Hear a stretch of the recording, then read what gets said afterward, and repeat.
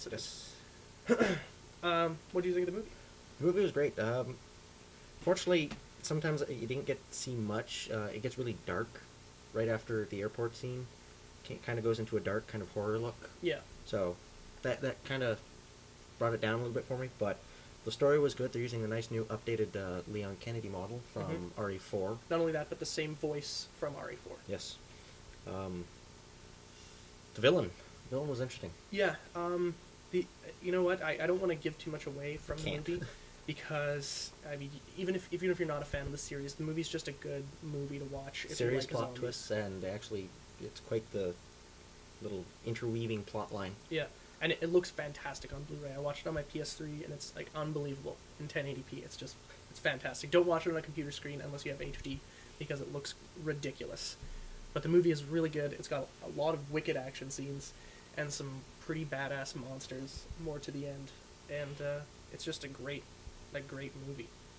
I mean, if you're not as a big a fan as the series as me, you probably won't, think as highly of it as I do. But I definitely say it at the very least, rent it if you like zombies, because and it's totally done in like this brand new CG model, and it looks so good you could mistake it for like live action. Yes, that's really fantastic. Very good movie. Mm-hmm. Zombie fans will enjoy it. Anime fans, any fans of RE in general, you'll get a lot out of this movie. I think it was 2 hours long, just under. Yeah, just under 2 hours. Just under 2 hours. So it's a decent length movie. It's not too long, not too short. It fits nicely. It's a good movie to have to your collection. So check it out. Resident Evil Degeneration. If you catch it on Blu-ray, there's a lot of good special features too. Commentary by a bunch of the creators of the Resident Evil storyline, and there's a nice faux interview with Leon, which is really funny. And there's some good stuff in it. So we're gonna do the retro flashback now. You want to go first on this one? All right, sure. So this episode we are reviewing Dream TV for the Super Nintendo. It was released September 30th, 1998. So it's near the end. Yeah. It was published by Trifix, which is kind of an unknown in the publishing world. They only did about 4 games. They're kind of, I don't know what style they really fit into. It's an action It's a adventure kind of weird game. It's one that's not very good, but you got to check it out just because it's so weird. It's kind of a cult classic. It fits into its own little pocket in the Super Nintendo. It's an action adventure. You're collecting puzzle pieces essentially to get through the levels, and they're scattered all over the place. And it's 2-player, so it's a plus. You really need a second player in this game. Yeah, if you let the AI of the SNES take over, you're in for some trouble. It's not much going on. The game is difficult. There's only 5 levels, which is a lot to say. The levels take a good half hour each. Yeah, it sounds like it's ripping you off, but when I got that game, that's my copy of the game when I first got my Super Nintendo, and I could not beat the first level. As hard as I tried, I could not beat the first level.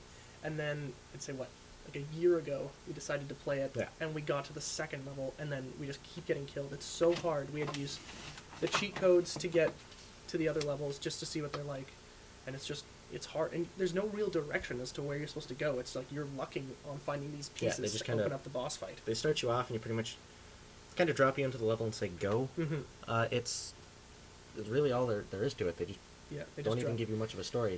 The storyline is very weird. I can't even remember exactly what it's about. Like 2 kids getting sucked into a TV and fighting for some very unknown reason. And that's about all you can say about it. It's just a weird game.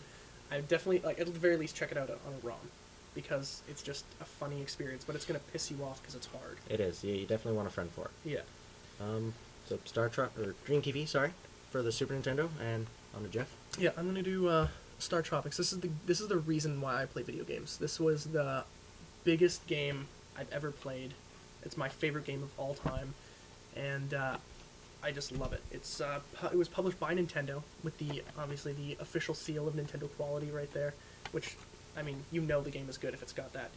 Back in 1990, the game, basically you start off inside the box. There is a letter from your uncle, Dr. Jones, which is suspect, who happens to be an archaeologist. I don't know where they got that from.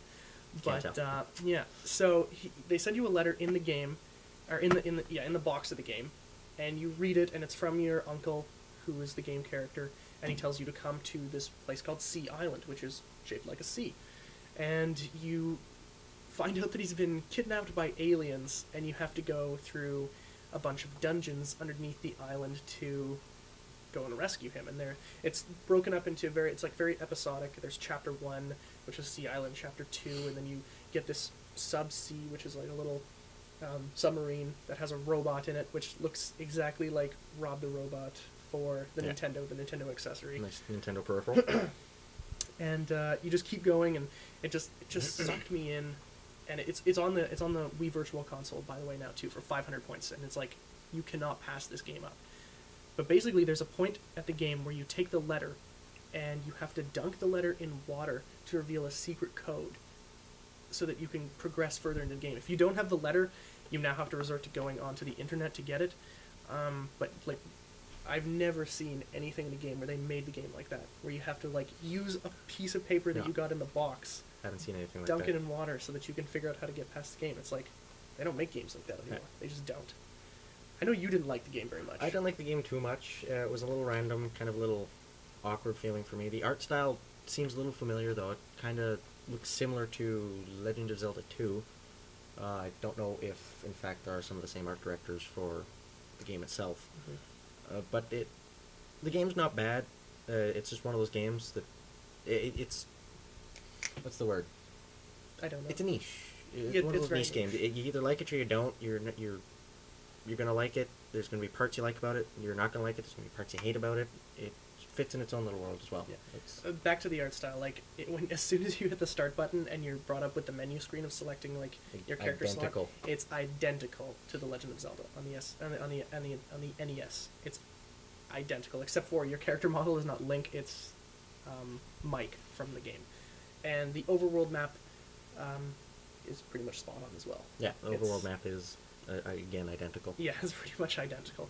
But I mean, people, as we discussed in the last episode, take engines all the time. Yeah.